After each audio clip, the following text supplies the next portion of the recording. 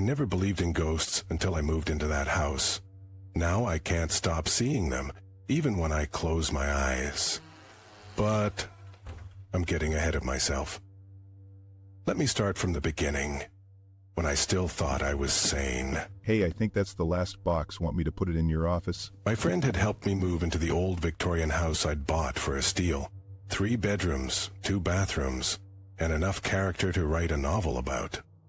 The real estate agent had mentioned something about the previous owners leaving suddenly, but at that price, I didn't ask questions. This place is massive for one person. You sure you won't get spooked living here alone? I laughed it off. I was 32 years old. Ghost stories were for children and horror movies. Well, if you need anything, I'm just a phone call away, though with these thick walls, I doubt anyone would hear you scream. He meant it as a joke, but his words lingered in the air long after he left.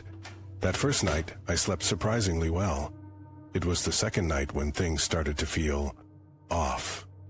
I woke up at exactly 3:17 a.m., not because of a noise, but because of the silence.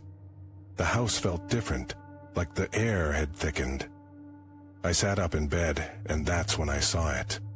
A shadow passing by my bedroom door. Just a quick movement, there and gone. I convinced myself it was nothing, maybe a trick of the moonlight through the windows. But the next night, it happened again, and the night after that.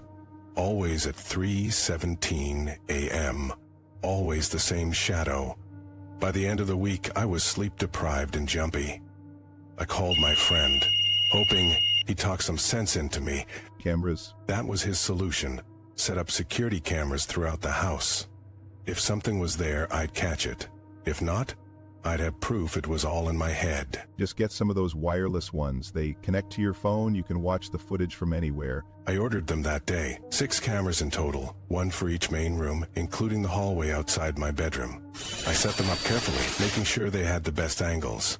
That night, I went to bed feeling safer, knowing I'd have evidence one way or another. 3:17 a.m.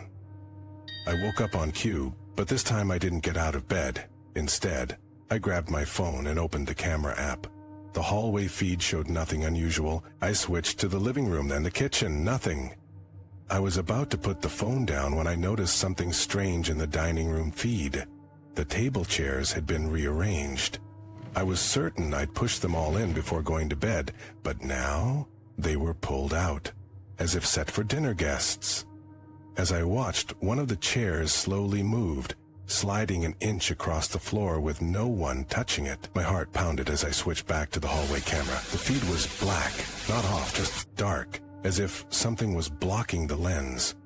Then it cleared, and I saw a figure standing at the end of the hall, facing my bedroom door. It wasn't solid, more like a smudge of darkness against the shadows, but it was unmistakably person-shaped. I froze, unable to look away from my phone screen as the figure began to move toward my door, toward me. The camera feed suddenly cut out, all of them, simultaneously. My phone screen showed connection lost for all 6 cameras. That's when my bedroom door slowly creaked open. I didn't sleep for the rest of that night.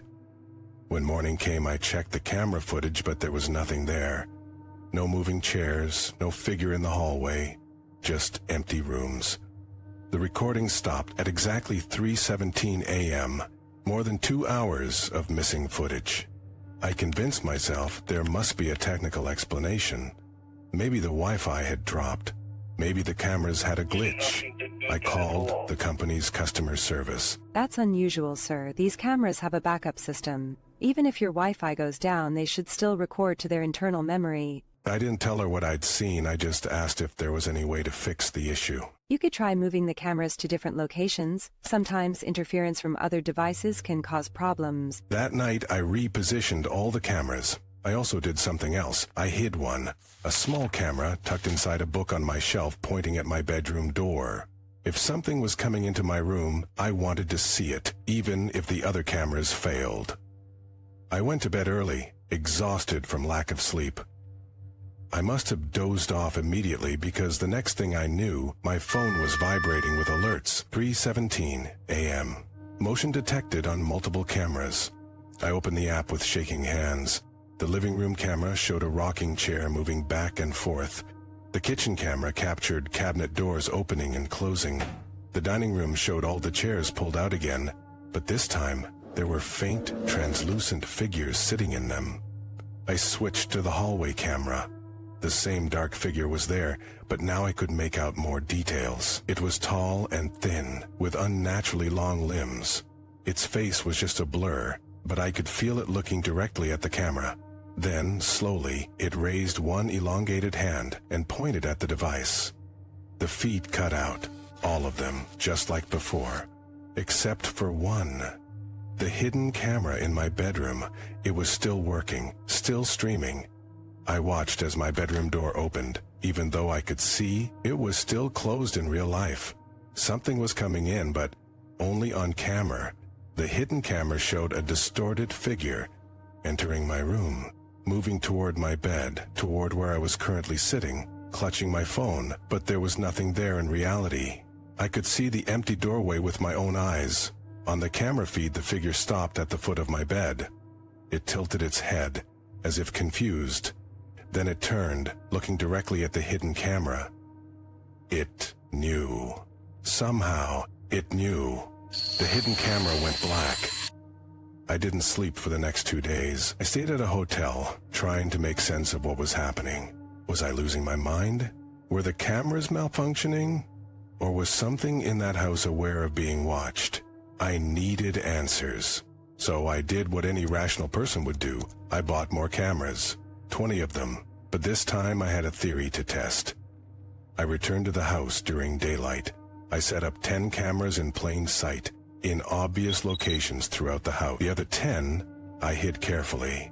Inside books, behind picture frames, inside air vents, places no one would think to look. If my theory was right, the hidden cameras would keep working, even when the visible ones failed. You sound insane, you know that, right? My friend wasn't wrong. I probably did sound crazy, explaining my ghost camera experiment over the phone. Why don't you just sell the house and move on? I couldn't explain it, but I needed to know. I needed proof that what I was experiencing was real. That night, I didn't stay in the house. Instead, I parked across the street, watching all 20 camera feeds on my laptop from the safety of my car. Nothing happened until 3:17 a.m. Right on schedule, the visible cameras began picking up activity. Doors opening, objects moving, shadows forming into human-like shapes. I counted 3 distinct figures moving through the house. They seemed to be searching for something, or someone. Then, one by one, the visible cameras went dark, just like before. But the hidden cameras kept working. I watched as the figures gathered in the living room. They were clearer now. A tall, thin man with elongated limbs, a woman with long, flowing hair that moved as if underwater, and a small, child-sized figure that moved in jerky, unnatural ways. He's not here tonight. Her voice came through the hidden microphones, distorted and echoing, as if speaking from the bottom of a well. But he's watching us. I can feel it. The tall figure turned slowly, scanning the room. His face was blurred, like a photograph taken while moving. He thinks he's clever, hiding his eyes around the house. Should we find them all? No, let him watch. Let him see what happens when you invite us in. The child figure hadn't spoken. It just stood there, head tilted at an impossible angle. Then it pointed directly at one of my hidden cameras. The one inside a clock on the mantelpiece. That one there. The tall figure approached the clock and reached inside, directly toward the lens. The feed went black. One by one, they found each hidden camera. They knew exactly where to look. The last camera, hidden inside a vent in the ceiling, captured them standing in a circle, looking up. We see you. Do you see us? The feed went black. All 20 cameras, gone. I sat in my car shaking, staring at the dark screens. They knew. They had always known. The cameras didn't matter, hidden or not, they could sense them. I didn't go back into the house that night, or the next day. I called a realtor and listed the property, not caring about taking a loss. I just wanted out. But I couldn't stop thinking about what I'd seen and heard. Let him see what happens when you invite us in. What did that mean? 3 days later, I was staying at my friend's place when my phone buzzed with a notification. Motion detected on one of my cameras. Impossible. I turned them all off before leaving the house. I opened the app with trembling fingers. One camera was active, the very first one I'd installed, in the hallway outside my bedroom. The feed showed the 3 figures standing side by side, staring directly at the camera. We miss you. When are you coming home? I dropped the phone like it had burned me. This couldn't be happening. I'd turned off the cameras. I disconnected them.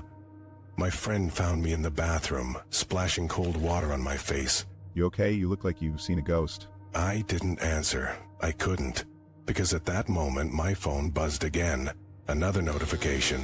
I picked it up slowly, already knowing what I'd see.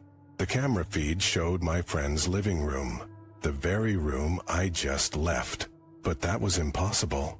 I hadn't installed any cameras here.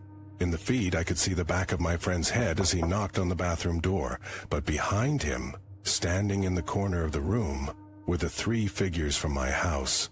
They were looking directly at the camera, at me, and smiling with faces that weren't quite faces. You invited us in. Through your eyes, through your cameras. We followed you home. I realized then what they meant. The cameras hadn't been to keep them out or to catch them. They had been windows, portals. Every time I watched them through a camera, I was inviting them to watch me back, to follow me.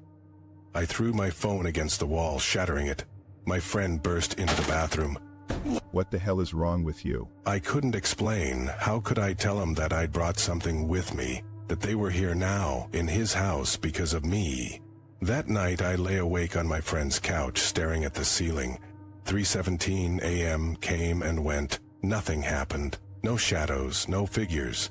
Maybe destroying my phone had broken the connection. Maybe they couldn't find me without cameras. I closed my eyes, finally allowing myself to relax. That's when I felt it, cold fingers gently brushing against my cheek. Open your eyes, look at us. I kept them shut tight. It doesn't matter. We don't need cameras anymore. We don't need your eyes. We're already inside. I felt something press against my eyelids, trying to force them open. You wanted to see us. Now we want you to see everything. I screamed, thrashing on the couch. My friend came running, turning on lights, asking what was wrong. There was nothing there. Nothing he could see, anyway. But I could see them now, cameras or not. They were always there, just at the edge of my vision. Watching, waiting, following. It's been 2 months since then. I've moved 3 times. I've thrown away every camera, every phone, every device with a lens. I cover all mirrors. I avoid windows at night. But it doesn't matter. They found a way in, and now they won't leave. They're with me always, just out of sight until 3:17 a.m., when they step into full view. So let my story be a warning. If you think something is in your house, don't try to catch it on camera. Don't try to hide the cameras either, because they know. They always know. And watching them only invites them to watch you back. Sometimes I think about that house. I wonder if the new owners have noticed anything strange. If they've set up cameras of their own. If they wake up at 3:17 a.m. I wonder if they see the same 3 figures I do. Or if my 3 followed me, leaving the house empty. I hope for their sake they never try to find out. Some things shouldn't be seen. Some things shouldn't be recorded. Because once you invite them in, they never leave. And they're standing behind you right now, waiting for you to turn around.